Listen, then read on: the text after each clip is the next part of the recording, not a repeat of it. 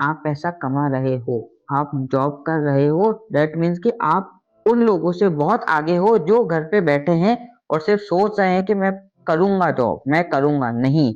आप एक action take करो। Congratulation for that.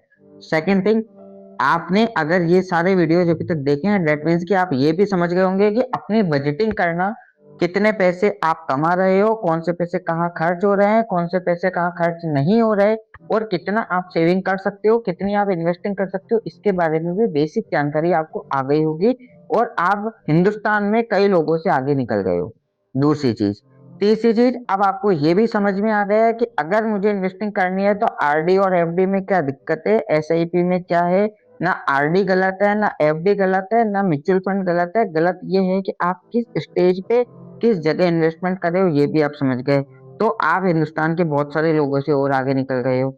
और आप ये भी समझ गए हो कि इन्फ्लेशन क्या होता है, मतलब कि हर साल महंगाई भी जो बढ़ती है, उस कॉन्सेप्ट को भी आप समझ गए हो। तो आप यह भी समझ गए हो कि किस तरीके से आपने अगर अपने पैसे किसी को उधार दिए हैं तो आप अपना ही नुकसान कर रहे हो। आपको लग रहा है कि आपने 5,000 रुपये किसको उधार दिए और वो 5,000 रुपये मुझे वापस दे देगा, तो नहीं। अगर वो 5,000 रुपये जो आपने आज किसी को उधार दिए हैं, अगर वो 1 साल बाद आपको पैसे वापस देगा, तो समझिए कि उसमें से 5% की तो वृद्धि ही हो गई है। मतलब कि 5% तो महंगाई ही बढ़ गई है। तो जब अगर उसने 5,000 आपको वापस भी दे दिए ना, तो भी आप समझे उसमें से 5% का नुकसान तो आप खा के बैठे हो। तो मदद वहीं करे जहां पे जरूरत हो। इमोशनल टेंडेंसी से थोड़ा सा ऊपर उठे और ये सोचें कि यार आपका पैसा आता है, उसे फालतू में इधर उधर बांटना बंद कर दें।